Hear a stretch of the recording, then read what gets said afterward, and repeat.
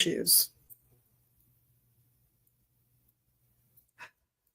I am so glad you are here. I'm Liz from Magus Books and Herbs in Minneapolis and at magusbooks.com, and it is Divine Saturday in my world. So we are talking about dowsing rods. These are the ones we offer here at the shop. Love these. Dowsing rods are either one Y-shaped stick or two L-shaped pieces like these. If it's a Y-shaped stick, you're going to hold the top of the Y, one branch in each hand, and then you've got the pointer guiding you along. That's why there is only one if it's a Y-shaped one. But a lot of people prefer these L-shaped ones that come in pairs. You only have room for one hand per rod. Woo! There's me holding it correctly. Here's me holding it incorrectly. I'm keeping it from spinning. And that's so that you need two so that you've got one for each hand. They work in concert. Now these have a handle, and the handle end actually has a pipe, a copper pipe around it. So I'm not actually touching this part at all. I'm only touching the tube if I'm holding it correctly. This would be holding it incorrectly, so it doesn't spin around when I don't want it to. But as soon as I want them to do their job, I can only hold the copper tube that is the handle. And then see how they come together? That's telling me we're in the right place. We're doing the right thing. But they have complete free range of motion, as you can see. So they can tell you to go anywhere at any time. So these can be great if you are looking for something you've lost, for example, but they can also be great for finding things like water, gemstones, all kinds of stuff. And it's interesting in that the people who have used them successfully, who feel they've done a good job using them in the past, and they've been around for centuries, by the way, some of them really find they're only good at finding one kind of thing. So they're only good at finding water, or they're only good at finding the local gemstone in their area, or they're only good at finding certain types of energy emissions that they're sensing and feeling. What you can look for with these is limitless, but you might have a talent for one thing in particular. So just be aware that if you don't find water with them, maybe you'll find something else that's interesting. Even maybe a junction point for supernatural activity. So these are all reasons people will use dowsing rods.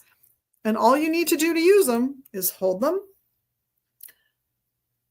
And if they tell you to go in a direction, go in that direction. If they go crazy, and I'm going to try and force them to, then settle down. Calm yourself down.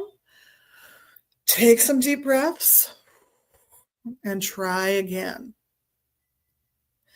But this is very much like working with a pendulum. You can ask simple questions, just like you can of a pendulum. Yes, no questions are generally preferred.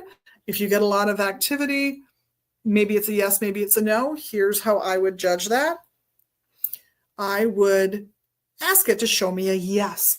And while I'm asking it to show me the yes, I am going to feel like I am getting a wonderful yes.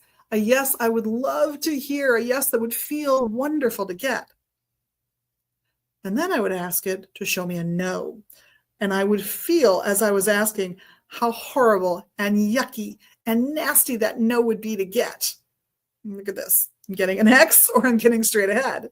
And then I can ask them, hey, are you the dowsing rods for me? Should I be using you? Or should I go elsewhere? Oh, they like me today. Is what you're tapping into subtle body movements that your subconscious is kind of running you through? Maybe. Is what you're tapping into the word of deity on high? Maybe. Is the energy you're tapping into your psychic ability? Maybe. I'm not going to tell you how to interpret it or what to think. I'm going to give you some options, and I'm going to let you decide how it works when it does work for the people who can use dowsing rods really well. Takes a little practice, takes a little getting used to, because unlike a pendulum that's just going to hang down because, you got a weight on the end of a string, there's gravity. These are the opposite. They want to float. They are floating. They want to move because they're floating. But they have been around for centuries upon centuries. So just know that your ancient ancestors quite possibly used these, because centuries and centuries ago, the Catholic Church banned these. So the first form of Christianity banned them. And then when Martin Luther established Lutheranism, his Protestant church, that form of Christianity, he kept the ban.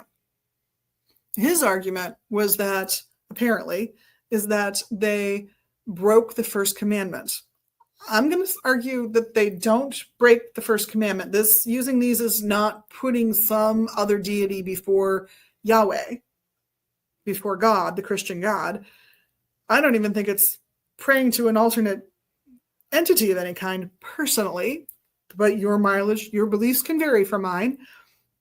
But I would also point out that first commandment doesn't say that you can't have other gods. It says your number one God has to be that God. So with that in mind, and with me being over time, on behalf of the staff and myself here at Magus Books and Herbs at 2520 Central Avenue Northeast in Minneapolis, and online at magusbooks.com, thank you. Thank you for watching, for liking, sharing, subscribing, doing all of the wonderful magical things you do. And we will see you next time.